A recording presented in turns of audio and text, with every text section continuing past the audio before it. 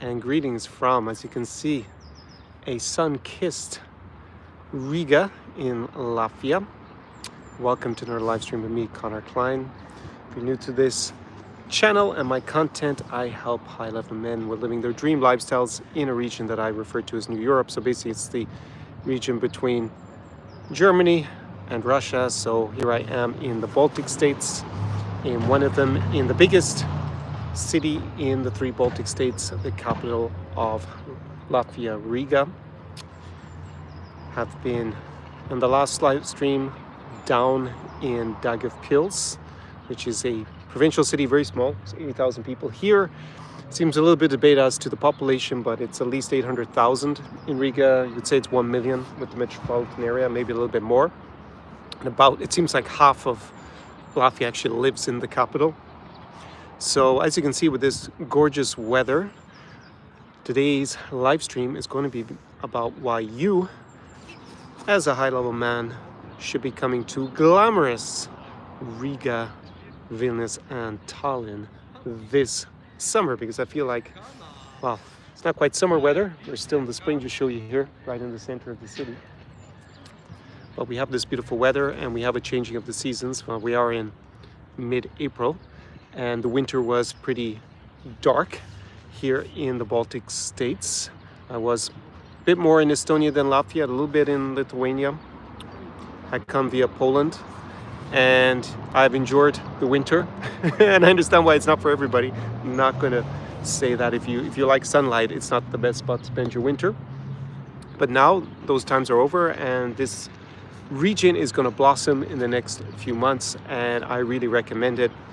I am dealing with the alternatives with the Russo-Ukrainian war, so unfortunately we are over 3 years since the February 24, 2022 Russian invasion of Ukraine, the extended invasion, and I've been helping my clients since then with the alternatives. We've been going to Moldova, to Kazakhstan, to Poland, to Latvia, Lithuania, and Estonia, and potentially we're going to go to Czechia as well at some point.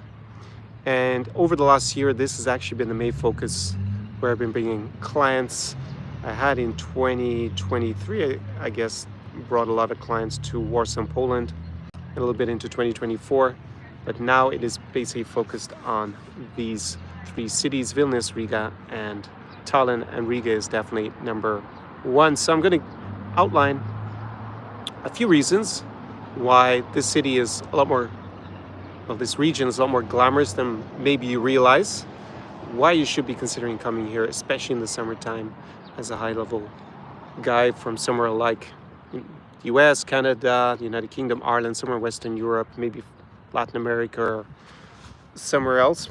Normally it's the core Anglosphere my clients come from, not exclusively. I had a lot of Latinos come, people from Latin America as well, and live the in-person experience that now I've rebranded as the New Europe experience from Zara Experience. Doing a soft rebranding of that obviously over the last, I guess, year or so, but presumably by the summer that will all be complete.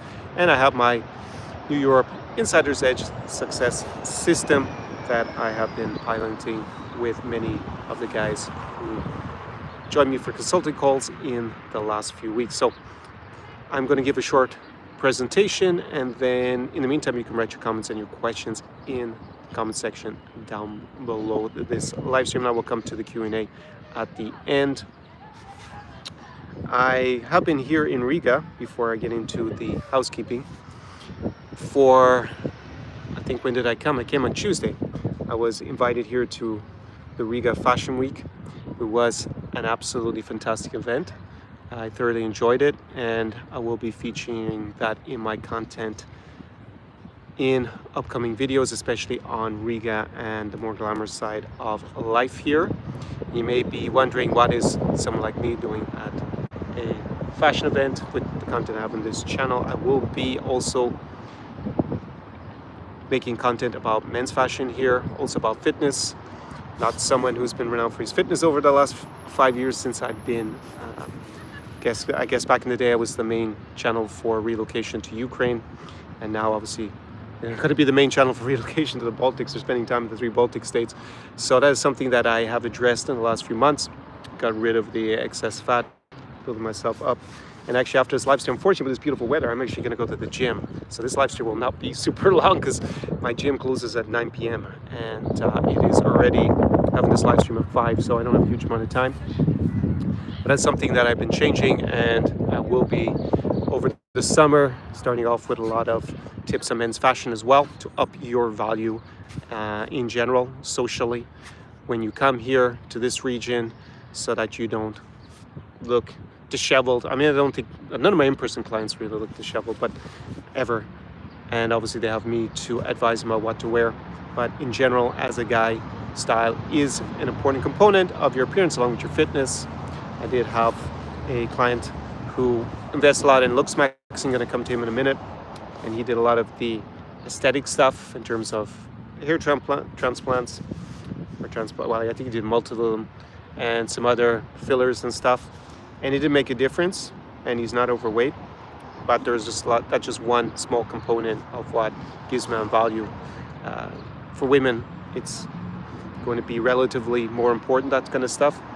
But as a guy, you've got to take, it is something that will provide value both socially with your contacts in the region, and also obviously if you're a single guy and for dating, your appearance is relevant. I did make videos in the past, you know, using the Russian language adage that you just have to be a little bit better looking than a monkey in this region, and I think that gets misinterpreted a little bit, and I think it's changed actually to a certain extent as well. I think that's maybe when I first said that in videos is probably 5 years ago.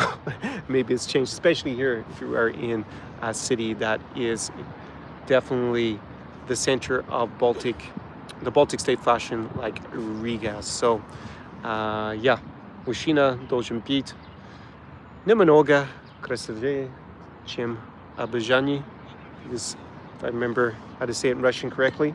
But don't be lured into thinking you can be some sort of overweight slob and come here. So that'll be something that I'll be dressing quite a bit. So going to the Riga Fashion Week was definitely appropriate.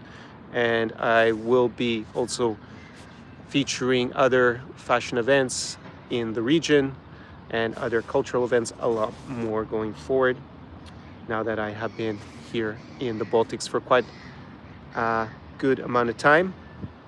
And basically what I've been doing, that's why I call the New Europe Edge, Insider's Edge Success System is a bit long. Maybe I need to cut down that as a as a name. I used to have a very good social network and setup, and obviously the knowledge base in Ukraine, and particularly in Odessa, where I spend most of my time. However, with this invasion and over 3 years of this extended part of the war and more intense part of the war, that is, you know, it's not what it used to be. And I don't have so many guys relocating to Ukraine. I do have some that have Ukrainian fiancés and wives, and they are buying real estate and stuff like that, getting visas.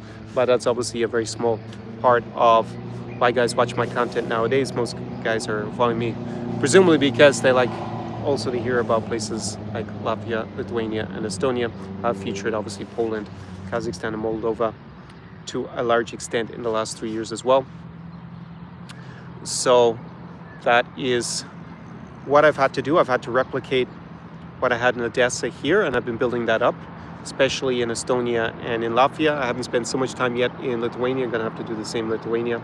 I did have something similar in, I guess, Warsaw, Poland from 2023. I just find it that for my clients it's a little bit more interesting here in the 3 Baltic states than being in Warsaw.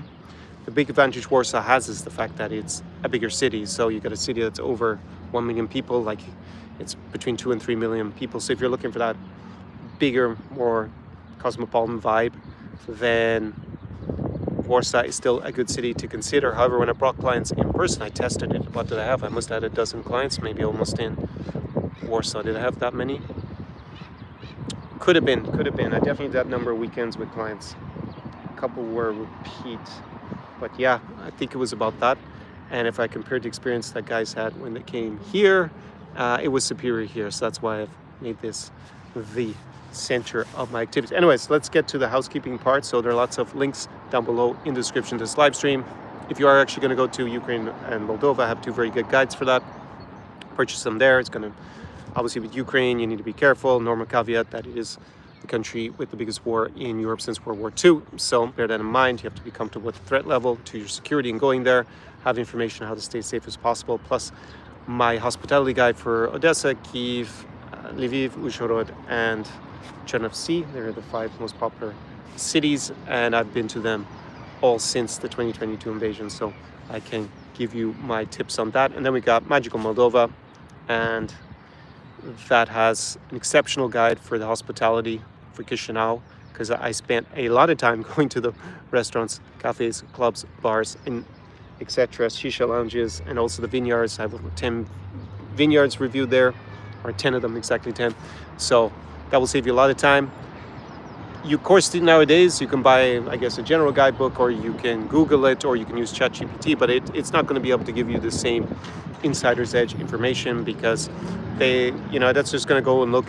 ChatGPT is going to go on the internet and try and figure it out, but my information is not going to be available to ChatGPT, and that's probably going to be better fit for what you're looking for compared to what the general recommendations are going to be. I mean, obviously there's going to be some overlap, but I also tested out these things and put it in, but it just can't glean that information because it's evolving all the time, and you need someone who's got similar taste to you in order to give you good recommendations. So it'll save you a lot of time. Like, I spent months going to all these places and checking them out, so it's all narrowed down in that. Both of those are available to purchase down below. I also have draft guides for Warsaw, for here in the Baltic States, and for Latvia, Lithuania, and also for Kazakhstan. I did a draft, haven't finished the draft yet. If you're interested in those, then write me an email at Conor@conorklein.com. It is down below in the description to this video, my email address. Also the old email address to work, conorklein@sarexperience.com. As I said, the last couple of live streams, the ones for David Pills, were actually sponsored. We had David from Quebec, and then Steve from Australia, who sponsored the last one. He's been a big supporter of the channel. If you want to make a contribution for the honor of sponsoring a live stream, something a bit novel, since both of them basically just wanted to show their appreciation and support, then you can also write me an email or just send it to my PayPal contribution. That is also down below. It is conorklein@sarexperience.com. So one thing that came up this week was actually sent to me by a guy who comes on using the pseudonym Dan, often on these live streams. Dan is a bit of a drifter, and he sent me the fact that Italy has changed its law on citizenship by descent. Italy, if you didn't know, maybe you've got some distant Italian ancestry, they basically gave ancestry to anyone who had some sort of Italian lineage since the foundation of Italy in the mid-19th century. There is one exception, because I did have a client who we looked at it for, but there's like a law in the, I think it was the 40s, I can't remember off the top of my head, that meant that, it had to be through the paternal line and not the maternal line. And all of this is kind of moot, because they've now changed it to mean that basically you have to have grandparents born in Italy anymore. And that means that if you didn't look back into your family ancestry and you did have Italian ancestors from back in the day, you just missed a chance to become an Italian citizen. And that is obviously an EU citizenship, which means you could have lived, worked, spent as much time you want in any country in the European Union. You do not need a Schengen visa. And this obviously applies to people who are not EU citizens, where it's going to make the biggest effect, the change in this. So that can be Brits, since Brexit, obviously Americans, Canadians, Australians. Where do I also have clients from Latin America, sometimes from Southern Africa, like Zimbabwe and South Africa. I have consulting clients, and Singapore, countries like that, where the guys come from. And it applies a lot to Latin Americans who have a lot of Italian ancestry, and obviously Americans and sometimes Canadians. And yeah, I had one client who told me he has Polish and Italian ancestry, and that he had looked a little bit at the Italian side, and they need to get the documents. I was like, man, get a move on that. And he did not go and do it. He put it to one side, just figured, well, he'll get a visa if he really wants to spend a lot of time in Europe. And now that option has sunsetted, basically. I mean, the law still has to be, I think, 100% approved from what I read, but it looks like it is already problematic if you didn't already apply for it, basically. So it's becoming a lot harder to claim the ancestry by descent in many European countries. They want to just cut it off, and they've been pretty generous to Italians for many years. A huge number of Argentinians took advantage of it, for example, especially with the financial crash 20 years ago. And I am helping one client at the moment with getting Moldovan citizenship by descent. We're waiting on the final document actually for that, and hopefully we'll be here next week, and we can finally submit that application. And I'm going to be popping a bottle of Moldovan Champanskaya champagne, that lovely Moldovan wine, in Chisinau, maybe even next week, or it'll probably be the week after, I think, when it finally submitted. So that's a little bit of a teaser that I will probably be going back to Ukraine and Moldova pretty soon to sort that out. And yeah, if you need to get on these things straight away. I meet a lot of Americans who tell me that they have, Americans in particular, that have this ancestry from Europe, and they say, yeah, I'm German, I'm British, I'm Irish, I'm Italian, whatever it is. And especially if they were Italian, they had a huge opportunity. And Dan himself, this guy I'm referring to, basically does what's known as the Schengen shuffle. He has his 90 days visa-free in Schengen, and then he has to leave. So he's currently in Turkey, and I don't think he wants to live in Turkey half the year. He just has to go somewhere outside of Schengen, and that's where he chooses to go. But if he had his way, he would live in Schengen all year round, and presumably drift between the countries. He did tell me that he's looking at some option in Slovenia next, but he lacks the means to just invest here in Latvia. It's one of the, should be down in the video description if you want to go and check out the real estate video I did for Latvia. But if you invest 250,000 euros, more or less if you invest about 300,000 US dollars into real estate here, you can get residency, and then that will be for Schengen. You can live in Schengen, and then after 5 years you renew it, and after another 5 years you can actually apply for citizenship here in Latvia. It's the only 3 of the Baltic states that allows dual nationality. So you wouldn't have to give up your current passports, but you would have to learn Latvian, but you'll have a decade. So that's more than enough time to learn it. So if you're one of those guys that has some sort of descent, especially from Europe, doesn't necessarily have to be from this region, it can be from Germany or from Italy or from Ireland, write me a message down below, conorklein@conorklein.com, and the email is down below in the video description, and we can discuss it, and I may be able to help you with that. It is something that obviously I'm helping this one client with, presumably going to be successful in the next half year or so, and that will be great. But it is a good bit of work doing all this kind of stuff, and you need to track down all the documents, and that can be a bit tricky. Another country that is popular is Romania. Also looked at that for this client, and he does not qualify for now, at least. Not able to find an ancestor allow him to qualify for that, but Romania basically allows to go back many generations. It can be up to, I think, about 5. It depends when they were born. But basically, if you're born in somewhere that was Romania at the time, in principle, you can qualify for Romanian citizenship. So it might actually be Romania today. So it could be Moldova today, it could be Ukraine today. And I have been helping, actually someone else with, I went through the process of helping with applying for the Romanian citizenship as well for someone else, not for this client who's looking to become a Moldovan. Unfortunately, he didn't qualify, but I have been helping a female friend with Romanian citizenship by descent as Ukrainian born, and that is also interesting.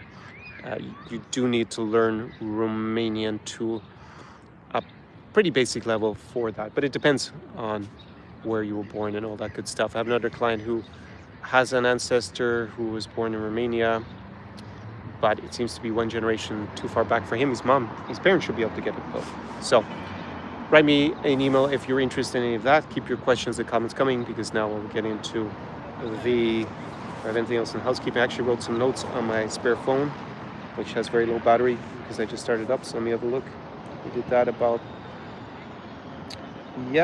and I also lifestyle in the 3 Baltic states, what I wanted. Maybe put my notes here. So I've already dealt with, I guess, the guys that want a city over 2 million people. It's not going to be here. You should still come maybe and visit, but I understand for some guys that want a really big metropolis, and then Warsaw is probably a bigger fit in general. But just be aware that Warsaw is a lot more popular, and it's probably a bit more expensive, especially for real estate than here, for renting or for buying, purchasing. Here it's just amazing value, but we do have some geopolitical risk. Maybe I'll just deal with that first. So obviously we have Russia as a neighbor here. So does Poland, because the exclave of Kaliningrad, basically it's a Russian colony where they ethnically cleansed Germans out of there in the end of World War II. And that is de jure part of Russia, and that borders with Lithuania and Poland. So Poland has a border with Russia, Lithuania has a border with Russia, Latvia has a border with Russia, Estonia has a border with Russia, and obviously aware that we have the Russo-Ukrainian war, biggest war in Europe since World War II. And my very too long didn't read summary assessment is that while there is intensive fighting going on in Ukraine, the risk of a Russian invasion here in the three Baltic states, whether it happens to be Latvia, Lithuania, or Estonia, is very low, because they simply have too many resources tied up in Ukraine. However, if Donald Trump and his administration are successful in somehow forcing Ukraine into a very bad and presumably very temporary ceasefire/peace deal, and my assessment is that is also a low probability, then Russia will be free to move those troops right to the border here. So the countries here like Poland, Latvia, Lithuania, Estonia have a very big incentive to support Ukraine, not to agree to any sort of ceasefire. And at the moment, Russia doesn't seem to want to have a ceasefire anyways, so of any sort of even limited sort. So right now, I don't think there is a risk. However, that may change in even the short term, but presumably it will be medium to long term. And I think for this summer, we don't need to be unduly concerned from what I can tell speaking today about it. So we don't have geopolitical risk of any serious nature for now. So that is a good thing if you're coming into to Latvia, Lithuania, or Estonia this summer. Obviously, it is not the same if you are emotionally touched like I am to Ukraine. So, but it is what it is, unfortunately. And yeah, just my first comment about the lifestyle. I talked to some of my clients, especially those who have been following for many years. One is engaged to Ukrainian. Sometimes I reference him because we went looking at real estate actually back in 2021. Now he's actually buying it, it looks like. He hasn't closed anything yet, but he's been exploring the options back in Ukraine. And I asked him, like, okay, what do you know about Estonia, Latvia, and Lithuania, or even Poland as a Canadian? He's Canadian. He's like, absolutely nothing, never heard about it. And I don't think anyone where I am living in Canada has any idea about it. And I asked him, well, did any of them know anything about Ukraine before the 2022 invasion? Unless, of course, they're of Ukrainian descent, which there are a certain number of Ukrainian Canadians. He's like, nope. So it's really a question of marketing, because he became familiar with Ukraine because he actually has some Ukrainian family. But in general, most guys were just lured into the traditional Slavic bride marketing. That's probably the biggest way that they were fed content. And they have this myth that I describe it kind of as like a fetish amount of advertising. Millions and millions of dollars and euros were pumped into this kind of marketing, and then in general just scamming guys out of their money. And that's how they became familiar with Ukraine and Russia in terms of probably from the dating side, not really the lifestyle. Russia was actually a very big component of that maybe about 15-20 years ago, and then that fell by the wayside and it seemed to focus on Ukraine a lot. But here in the three Baltic states, they did have that kind of romance tour, mail order bride. It's not really, no one has ever been mailed. It's kind of a misnomer, but it is more this kind of matchmaking, marriage agency business.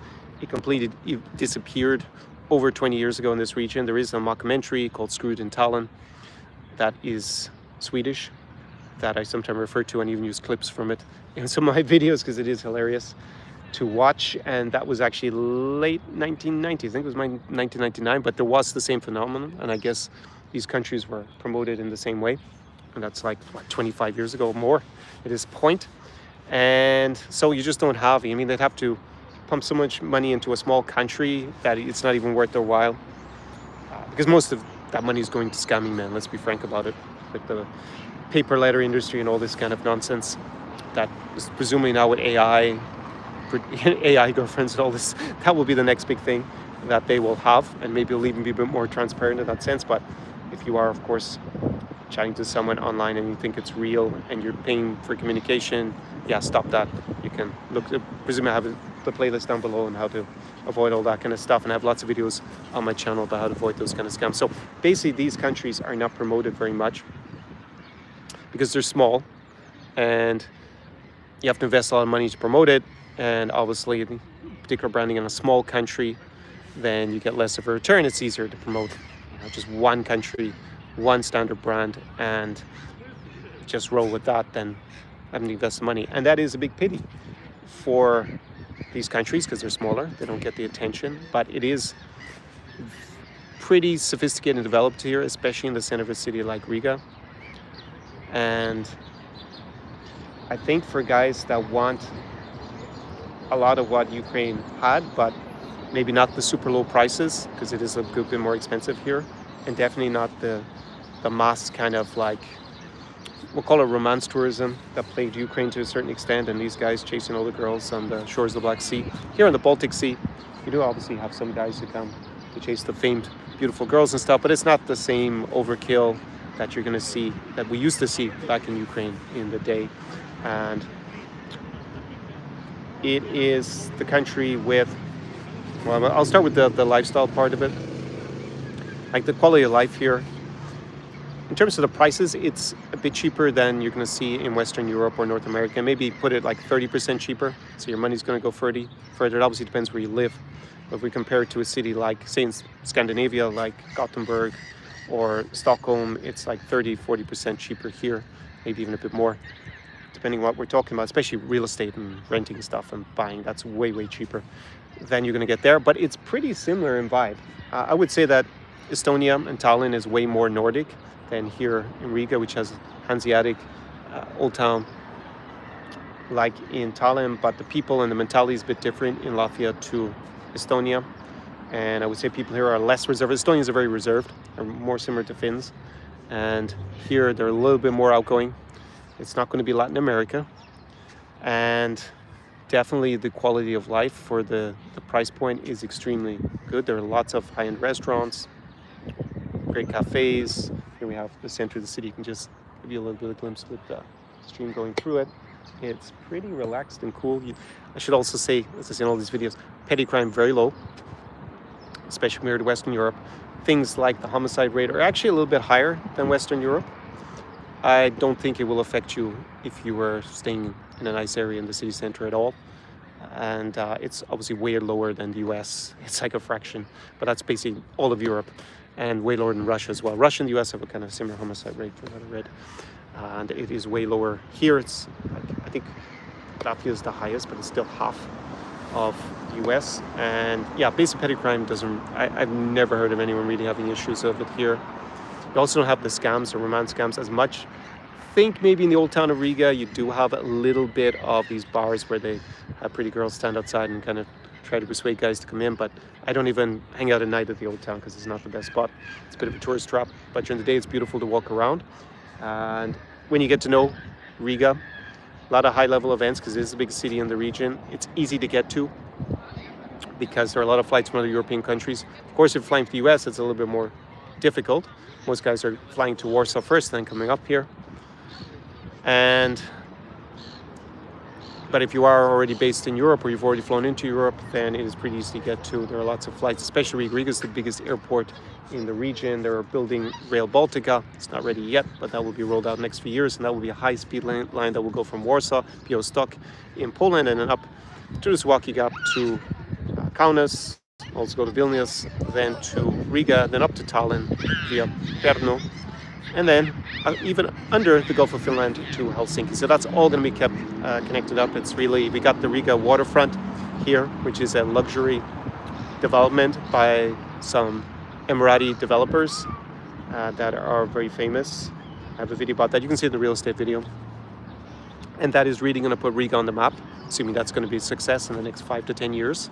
And that will probably be the most exclusive part of Riga at that point. I think a lot of the high-end stuff will actually move over there near that waterfront. It's called the waterfront because at the moment it's more in the, not really in the historical center, it's kind of in the new center, most of the high-end stuff in terms of lifestyle. What else do we want to mention in terms of, obviously, you have glamorous events, in terms of cultural events, because this is still the biggest city in this region. It's not a massive region, but not a massive population. In terms of the ethnic composition, obviously you have the three Baltic ethnicities, Lithuanian, Latvian, and Estonian. They have their own separate languages. They're quite hard to learn, all of them. Russian is spoken a lot in where I was in Daugavpils. That's the last two live streams. Here in Riga to a certain extent, but I would say more Latvian speaking where I've been hanging out in the last week. But I do still speak a lot of Russian in this city, and Lithuania less so, because there isn't so much of a Russian-speaking population there. And in Estonia, I think socially I spoke mainly English, although, I went to Narva, for example, and that is a city where 95% of the population speak Russian. So you have pockets Russian spoken. If you already speak Russian, then that's obviously a bit of an advantage, especially in Daugavpils. Narva was even smaller. I don't really know why you'd hang out in Narva for very long. Maybe a day or two, that's about it. And the peoples, as a result, there isn't so much immigration from outside the region. Obviously, these three countries were in the Soviet Union, so people came from Russia, from Ukraine, from other parts of the Soviet Union as well, so you have that history. So it's basically regional migration as well we've had. So it's not going to be a multi-culti global city. I'm not saying there aren't people from all over the world here. There are, and increasingly so. The delivery guys for Bolt, for the food, seem to be from somewhere like India or Pakistan or Bangladesh or somewhere, because there are a lot of them who look like that, who do it. And but in general, you have a lot of entrepreneurs. You have a big IT startup section in Tallinn in particular. It's kind of the well-known for its e-residency. Taxes are lower. They don't have a history after being under communism in the Soviet Union of having a bloated social welfare state, like is the case in much of Western Europe. So that is not what it's like here. Your personal taxes are on average going to be lower. I have a few videos on taxes. So if you do move here for tax reasons, most of my clients are making their money in US or Western Europe, and they pay their taxes there, or they have another structure for doing that. But also for your taxes here, it can be, whether that's business or personal related, it can also be advantageous. So that is kind of the setup. Should I say anything else about? Yeah, it's got beautiful architecture, and that's obviously old towns. That you have that old world feeling. Now the summer, you're going to people out on the terraces. It's that kind of like similar to you have in other parts of Europe. I should also say the days are going to be longer, because here we have very little sunlight during the winter, but now it's going to be summer. It's going to be these long summer nights. It's going to be pretty crazy. I plan a special event for the midsummer here in the Baltics as well. If you're interested, my New Europe experience, fill out the application form that's down below in the description to the live stream. And yeah, if you're a good fit, you may be living your unbelievable experience with me, your insider for the region, very soon in a city like Riga, Vilnius, or Tallinn up in Estonia. I call New Europe the elite pathway to freedom. That's my new slogan. I think this is really the best region, but it does have a barrier to entry. It's not like going to the Philippines or Latin America in terms of it being very rudimentary and very cheap. This is different. This is like for me, in my opinion, this is the best part of Europe to come to, especially if you are a high-level guy, 30 plus. I think it's and single, but maybe even not single. Still good, even if you're in a relationship. Just depends that you probably want to have a partner that is cool with living in this region. So it's going to be warm, long nights. We got the whole coffee culture. So yeah, and just increasingly, because the economic situation has improved in the last 30 years, things are more sophisticated here, and definitely everything is improving. Infrastructure and life is pretty comfortable, especially in the summer. So it's pretty good value. I was at a cool party last night, and yeah, I mean, a lot of the guys want to hear my thoughts about the dating scene, of course. And one thing that's interesting that came to my attention this week is that if you look across Europe for cities that have the best female to male ratio between the ages of 20 and 35, so I'll say young women to young men, and being favorable means that there are more young women compared to young men, obviously looking from the guy's point of view, single guy's point of view. Number one city is going to surprise you, because it's not in this region. It's actually London, which explains why I always seem to do very well as a single guy in London. So, and women come from all over the world to there. A lot of glamorous women, a lot of beautiful women, a lot of sophisticated women go there, for sure, from all over the world. So that's number one. That's easily number one. So any of these guys telling you online that, oh, it's terrible in the UK and London and blah, blah, depends. Because on that metric, it's pretty damn good there. But the second best city is here, Riga. It's got the second highest young woman to young man ratio in Europe. You know what third city is? It's Vilnius, the city, the capital city next door to the south. Tallinn, there was enough data when apparently to say definitively. I'm pretty sure Tallinn is in the same top 5, but officially, because they didn't have enough data, they actually put Lisbon as number 4. And that's, you do have a lot of women, even from this region, who like Lisbon, like to go and live there. Weather is nice. And yeah, so Lisbon is approved. A lot. I had one client who built a luxury building there that I think he has now just completed. He had it on his Instagram. So he was telling me, he was singing the virtues of Lisbon to me 2 years ago. So not in this region, but maybe another option. Number 5 is actually Warsaw. So it's all in this region. So presuming that if you are single and you single guy coming here straight, then just the ratio is in your favor compared to almost everywhere else in Europe, with the exception of London. So, and here is obviously, we're looking at the value for money, it's going to be a lot better. Then the next thing is, as I've said in many of my live streams, the top 5 countries with the number of models, and I mean real models, right? So catwalk models, like I was out at the Riga fashion show this week. Number 1 country, models per population in the world, is Estonia. Number 3 is Lithuania, and number 5 is Latvia. Number 2 is actually Iceland. I think number 4 was it Slovakia, I think. But anyways, I always remember the number 1, number 3, number 5 because they obviously the countries I'm hanging out with. So not only do you have Riga as a city that is the second highest proportion of young women to young men in Europe, they're number 5 for the number of models per capita. So do the math if you like, and the average height here is quite tall. I think for guys it's like, I'm 178, so 5'10". It's a little bit taller than me, the average. So I think it's over 180.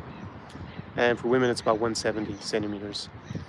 So in terms of model European look,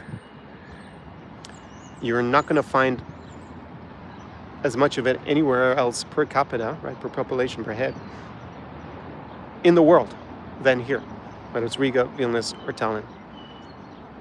And when you go out, there's just more young women than young men. So do the math. They either got to date older guys, logically, or they're going to be single because they don't have as many men the same age. So that also plays in your favor if you're a single guy. So for me, along with obviously Ukraine and Moldova and the countries further east, and to a certain extent you can say Poland and Slovakia, Czechia, this is the region in the world with the most beauty, female beauty, in my opinion. But of course, if you don't have the same taste as me, which some guys do apparently, they like shorter, more squat, bigger girls. Well, to each their own.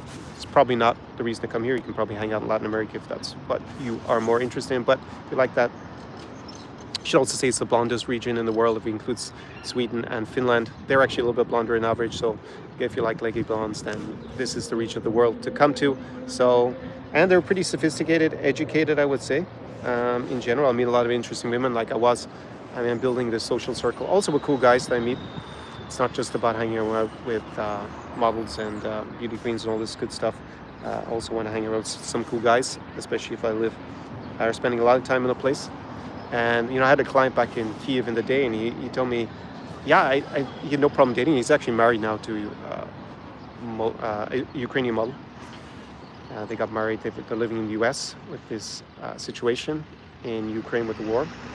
And he said that his biggest problem is like he doesn't find cool guys to hang out. He said, I'm Billy No Mates, like you say, like I'd said in a lot of my videos, because that became his big problem. So going all these dates is great in the beginning, as long as you're getting them. But yeah, you want to have a cool social circle. It's going to help you a lot, just psychologically, but also with building your finances here, business opportunities, and also with dating. You want to be in a cool group as much as possible. So that's what I'll say. The party scene, if you want to go out and socialize at night, bars, clubs, it's pretty good. Do I think it's better in Warsaw because it's a bigger city? There are a few extra options maybe in Warsaw, but I think an average here, I probably meet more interesting women. Like in Poland, if you don't speak Polish, that's one thing I should say, you get way more with speaking English here.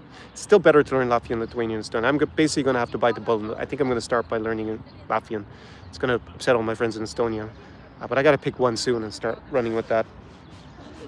But in Poland, with Polish girls who are high level, if you don't speak Polish, it's very hard. You basically better be famous, a billionaire, because I don't even know multi-millionaire would be enough.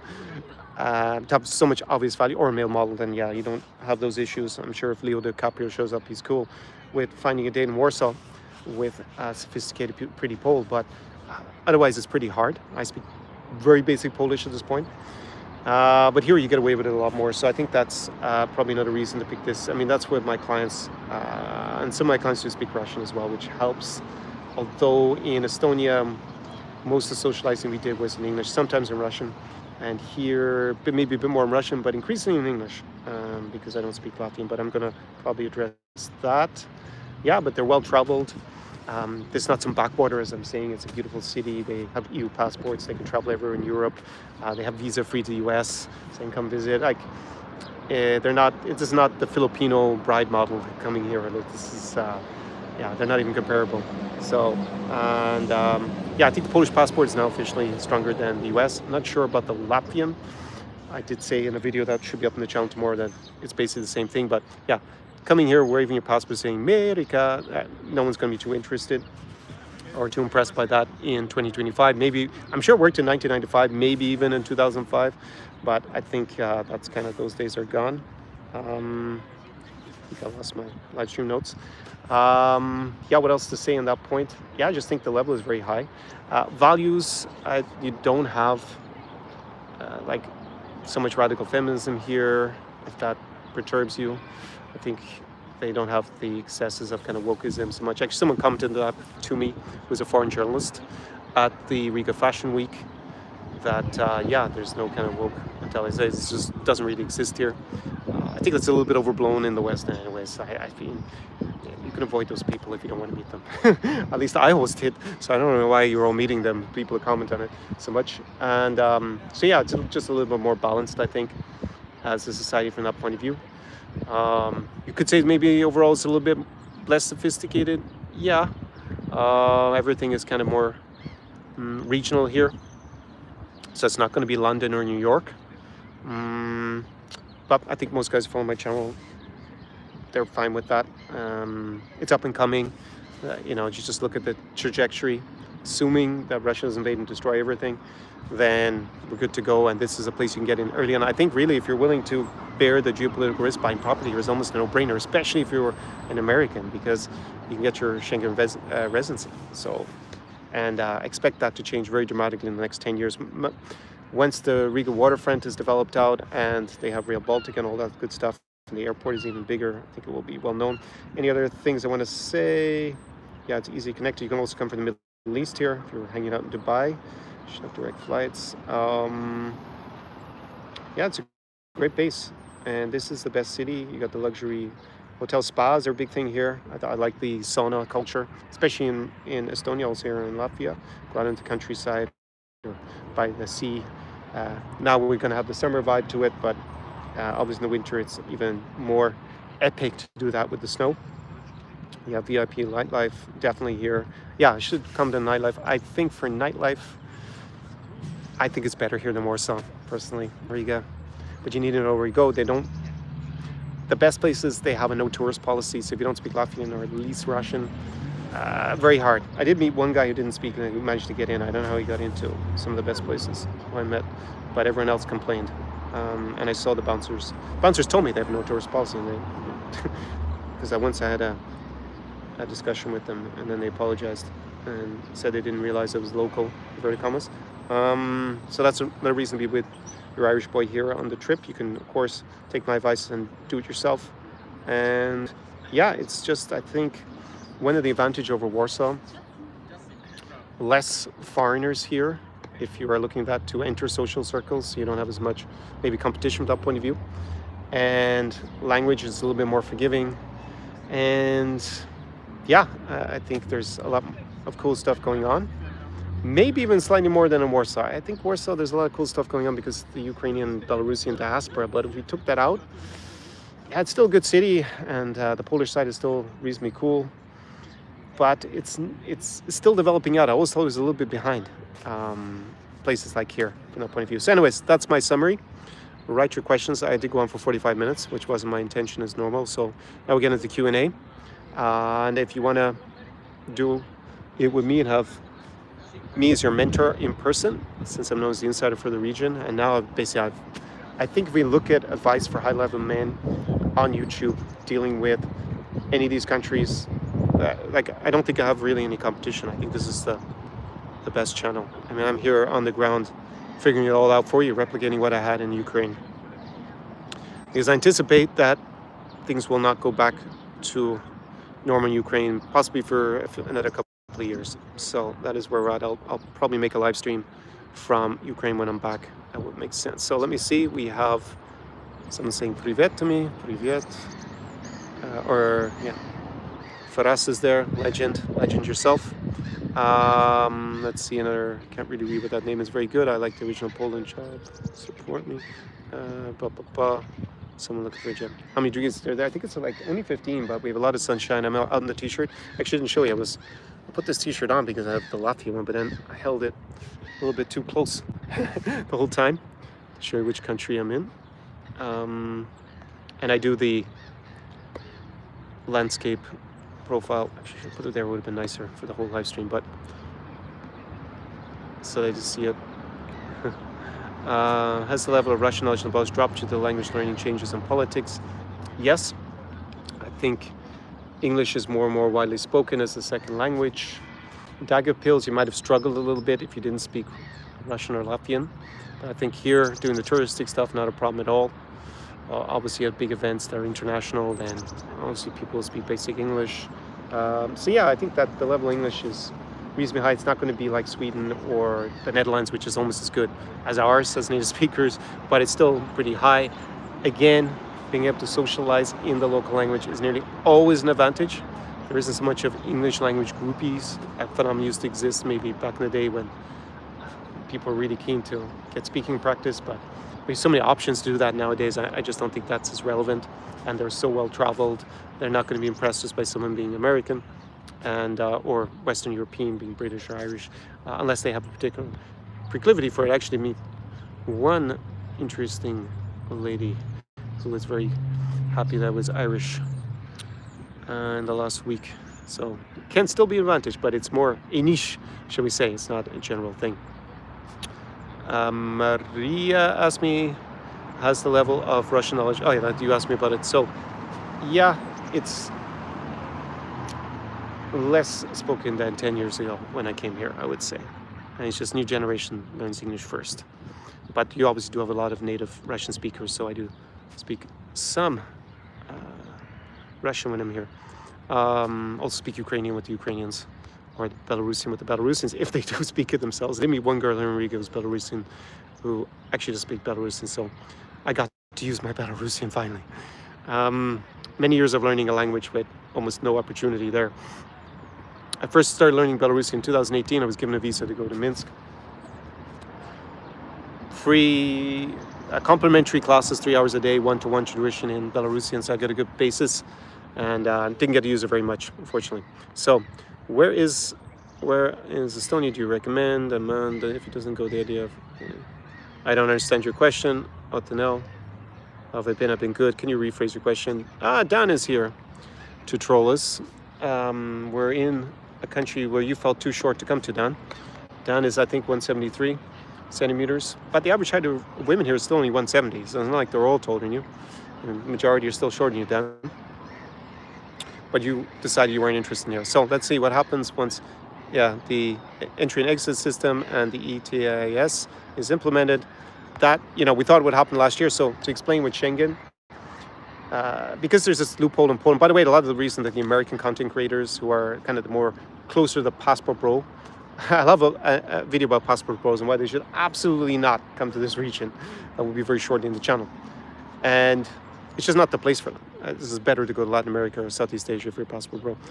And basically there's an agreement from the early 90s where Poland gave special access to Americans. You get visa-free every 90 days when you come in. So you can stay for 90 days, you do have to leave, and then you come back in. So the rest of Schengen, more or less, or the official rule in Schengen is you get 90 days every 180. So you'd actually have to be outside for 3 months if you spend 3 months in Poland. But Poland basically allows you just to flaunt that. It's the praxis. It's a gray area. I actually think it's basically illegal, but the Poles have decided to let you in as an American citizen still, because it should be superseded by the Schengen Agreement. No, tapping into my time as a lawyer, I have that experience from back in the day, and because they can go in and out every 90 days, normally they have to go outside of Schengen, so they fly to, say, London, because the United Kingdom is no longer, well, it was never in Schengen, the Schengen area. And there's 2 countries in the European Union that are not in Schengen. They almost identically line up, but there are exceptions. One is Ireland, so you could fly to Dublin. The other one is Cyprus, but that is likely to change this year. Cyprus is likely to join the Schengen area. So what they do is they go out, say, to Ukraine, or they fly to London, they come back in, and they keep getting their 90 days. However, they can't go anywhere else in the Schengen area. Schengen area, if you don't know, is like a common travel area, so there are no internal borders, so you don't need to show your passport, you go from one country to another.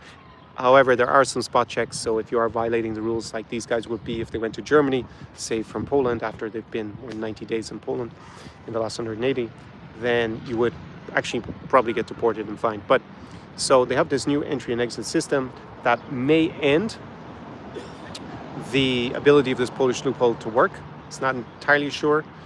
We did see some legal advice saying it would continue, but I'm a bit skeptical. It's not certain to me. I don't think it should, but if you're American and you can avail of it, then as long as you're not doing anything illegal, then cool. But if the Poles are willing to let you into the country, that's their prerogative. So possibly that will change, and then as a result, you will suddenly see a lot of these guys who didn't get visas, who've been hanging out in Poland. It's pretty hard to get a Polish visa. If you're like a digital nomad type or an online content creator, it's not that easy. And they will presumably move somewhere else, because then suddenly they will stop talking about how amazing Poland is, because they will have moved on, I guess. Can you also spend unlimited time in other Schengen countries like how it is now? So I think Dan wants to know if you have residency in Latvia through the real estate investment. Yes. Can you spend, you mean spend unlimited time? Well, you have a Schengen visa, so you should be fine. You can go wherever you want, but you got to invest 250,000 euros in minimum here. So that's going to work out, when all is said and done, about 300,000 US dollars. So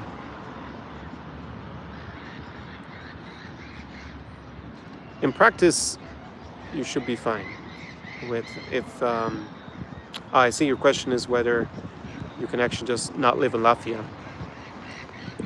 Well, I think you're going to have problems when you go to renew your visa if you do that. But in the beginning, it shouldn't be a problem. Because right now, there are no border checks at the airports within Schengen. So if you're in Schengen, you can stay unlimited, since no one would know. Yeah, that's the reality. No, the entry and exit system won't change that, because it will only be at the Schengen border.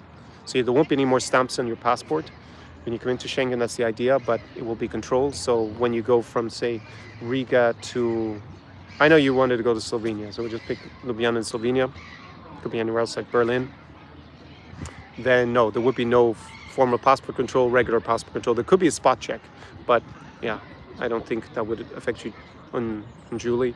No, there's 9 outside the country. Yeah, that's kind of what if I remember, 90-day limit outside the country residency. Yeah. But it would be less likely to be an issue in practice. Because if you get stopped in Germany and they say, okay, how are they going to prove that you were not in Latvia? It's going to be a bit difficult. Like, they can open your phone and see where you were. So I think in practice, that's pretty hard. I think it would be an issue when you go to renew your visa after 5 years, though, because they may ask for proof that you were actually in Latvia all the time or most of the time, and you might be able to prove that. But I think for getting stopped, I don't see what they would say. They stop you in Germany and you say, here's my residency in Latvia. I mean, they were going to what? Start searching your phone to see where you were? I don't think they have. I'm not sure. I think it might depend on the country and even the region of the country, whether the police would have even powers to stop and ask you that kind of stuff. So, yeah, I had heard that's the formal rule. I think there might be more of a tax issue that you want to be careful of if you're not going to spend any time in the country and you're going to end up maybe tax resident somewhere else, but then your residency says that you're in Latvia. That could be problematic. So you need a, yeah. I have read that before, but in practice, I mean, are they going to be, again, or are they going to, if you get stopped somewhere else in the 5 years, I don't think there's going to be much of a consequence. I think it will be an issue if you do that and you go to renew your visa after 5 years. Then that's going to be a problem, and you might lose your residency and you might lose the ability then to become a Latvian citizen, which is, you know, the ultimate way to not have this issue at all and just being a European Union citizen. So I think I answered everything for Dan there. But Latvia is great. I mean, yeah, I understand the winter, you might want to leave because there's not much sunshine. But you can leave for 90 days, I mean, even within those rules. So that should be good enough for the winter to spend the time before and afterwards. It's a great city. It's big enough. I mean, it's not Warsaw in terms of size, but other than Warsaw's big, and Bucharest. And I think I don't really like Bucharest enough to want to spend time to recommend it. It's getting better, but yeah, I think the quality of life is way better here in Riga than it's going to be in Bucharest. But maybe you want the excitement of the bigger city. Maybe, you know, almost 1 million people is too small for you. I think that's the big limitation. Let me see if I can figure out Otanel's question. Where in Estonia do you recommend? And it doesn't know. Like, go to Tallinn. You could go to Tartu, which is the second city. It's a university city. Narva is really small. It's worth a day trip to see the border. That's 50,000 people. I don't know what you're going to do there. I found one good restaurant. I didn't find a good cafe. So, oh no, the cafe, I found one. It was okay. Take it back. But yeah, it's really limited. Daugavpils was small and limited, but it was definitely more interesting to spend time in than Narva. And yeah, then you get Perno during the summer. That's the seaside town in Estonia. Should be good. I'm looking forward to that. I plan to go there. So yeah, I want to hit the gym since that's my new regime. So let me remind you down below, links. You can also want to get a strategic plan to implement all that stuff that we've been discussing today. When you come here, you can go for my consulting option. There is a link to that down below. Obviously, if you want to be with me in person and have me as a mentor on the ground, so you can do all this stuff in the minimum amount of hassle, set up your social circle, tap into my encyclopedic knowledge of the region and grow even more and more in this region, local context, real estate, getting your visa, maybe citizenship, the whole holistic plan for living your dream lifestyle here.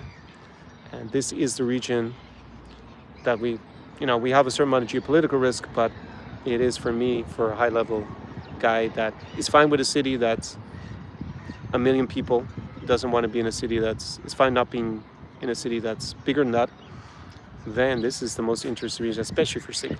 I mean, again, best ratio of young women to young men in all of Europe, bar London. London is the highest ratio, but this is number 2. Vilnius number 3, and Tallinn, there just wasn't enough information, otherwise it'd be in here. Also Warsaw was number 5. And then model beauty, highest proportion of models per population, real models we're talking about, is going to be Estonia.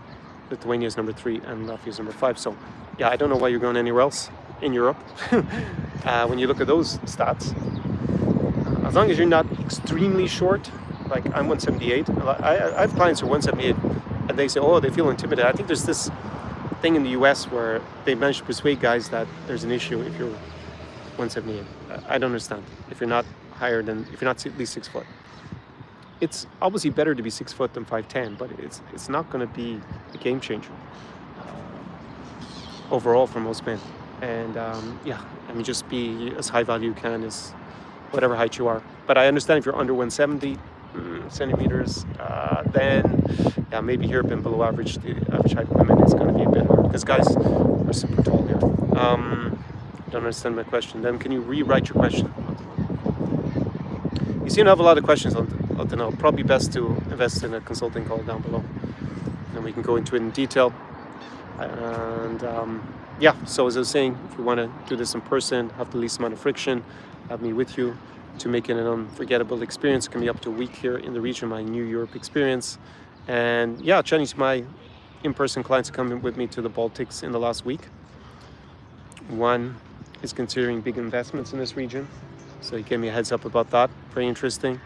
And also for the direction of this channel. That's why I want to talk about other things to do with society, business, because I see the clients that ultimately are the highest value. I mean, that's what they end up doing. And of course, most of them start off single, so the dating advice is obviously relevant, but they're going to be making longer term, bigger investments in the region, and me helping them achieve that is going to be just more rewarding for them and more rewarding for me, because obviously if I can help create a lot more value, my small percentage of it is going to be pretty significant. So that is why I'm also changing things to be about like higher value in general, and the fitness and the fashion part of that has been something I've neglected a little bit on this channel. I guess I have talked a bit about going to events and stuff. Like I used to always be at the Odessa International Film Festival, so Faras is there, has been in my videos, as he is a regular in the cinematic world on two sides of the pond. And you don't understand how much. You need to be more specific in saying how much money. As I said, if you're comparing it to, say, like Stockholm or Gothenburg, like being here is probably 30 to 40% cheaper, but it's even cheaper than that in terms of real estate, whether you're renting or buying it.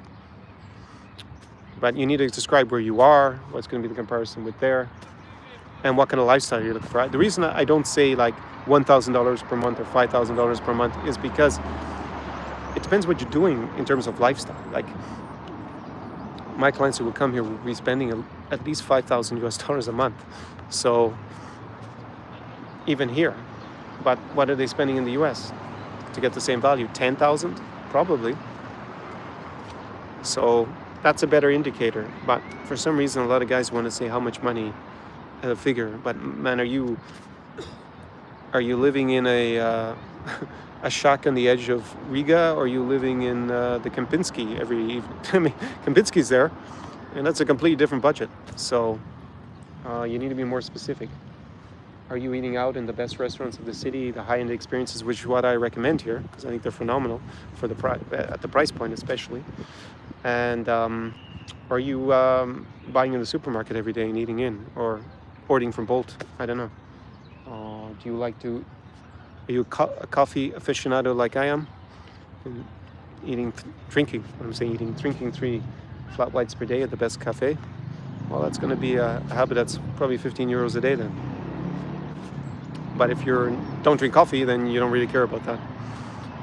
If you want to buy beer from the supermarket and drink on the street, that's obviously a different price point to going to the best club and the best cocktail bars and sipping on those and inviting a few beautiful ladies for a few drinks, which is the standard norm here. So yeah, just to close out maybe about the values, yes, it is less. It is true that here it's a bit similar to Ukraine in the sense that women tend to focus a little bit less on their career versus the family on average. Doesn't mean they all want to be housewives. They're normally educated and work, but there isn't maybe the emphasis on your career like you're going to see in some parts of the US. And yeah, maybe that's interesting for the guys who are watching. Yeah, but other than that, the mentality, yeah, it tends to be a bit more reserved than the US, I would say. A bit more demure, more that classical femininity. I was obviously surrounded by a lot of beauty in the last, I mean, I haven't been in, let's see, when was the last time I left this region and went to, we won't count the changeover in the airport in Turkey. I went to the UK actually I was in Ireland, right, in the summer of 2022. So I'm just like completely used to it. So it's a little bit hard for me to relate to some of the issues maybe you guys are having. Just come over here. It's going to be way better from that point of view. But you need to have a plan. You need to know what you're doing. If you just run around like a kind of drifter like Dan does without really, definitely the dating side. I mean, we discussed it, Dan, today in chat. It doesn't seem like it's worked out. Him and his friend have spent over $200,000 on other influencers in the last 18 months on their advice, yacht parties and all this extravagant stuff, flying girls into the Caribbean or Central America, and looks maxing, doing all these procedures. And they're looking for kind of the girl next door, cute, demure, long-term relationship. And they are no closer from what I can see. But Dan can reply here if I misunderstood. Where in Estonia, because they didn't respect Conor's law, as they say. That's kind of a joke between me and Dan, Conor's law. I will have a video about Conor's law. I've already filmed it. Where in Estonia did you see the most model? Like, well, they're kind of everywhere, but obviously if you hang out in the capital Tallinn at the best spots, which I do with my clients, or even if I'm on my own on a solo mission, that's where you're going to see them. Or you go to events that attract them. So, and you hang out in the high society, and then you're going to find more of them like that.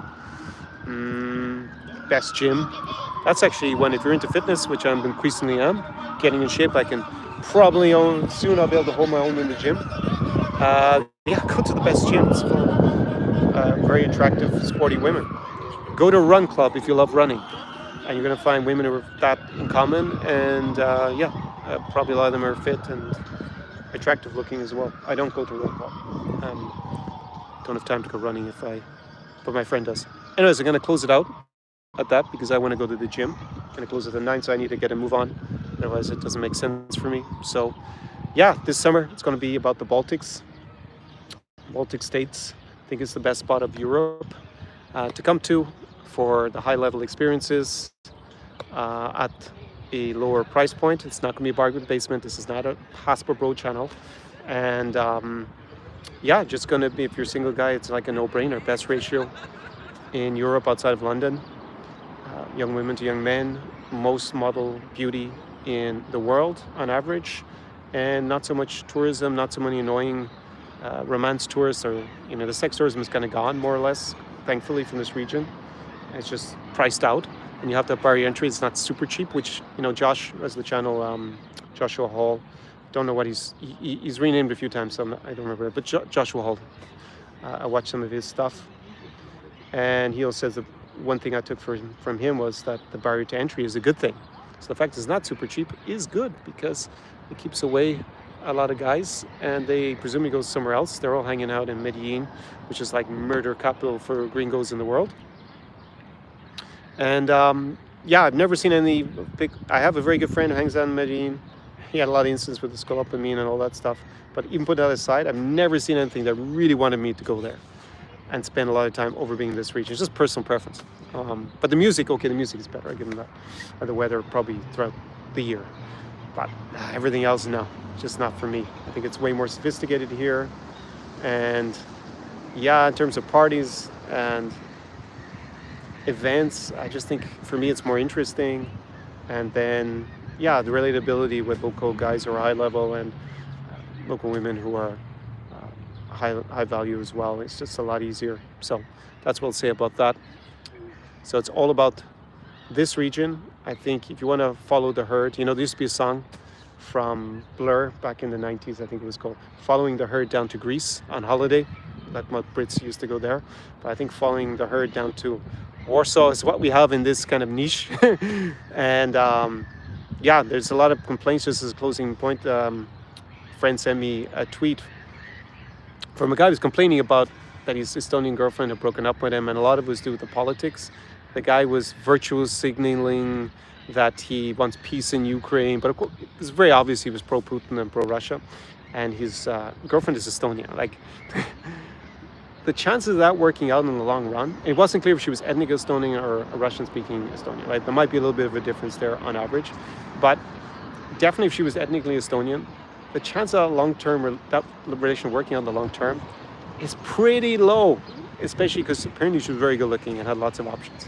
Just imagine bringing this guy home to your family in Estonia when he's supporting Putin. It's just not going to fly. So yeah, for those kind of guys, I guess don't come here. It's if you're looking for a long-term relationship or integrating into society, you're not going to. Those guys, when I watch their content, they say they have no local friends, and I understand why. It's just they don't fit in. They're only going to hang out with each other. But to each their own.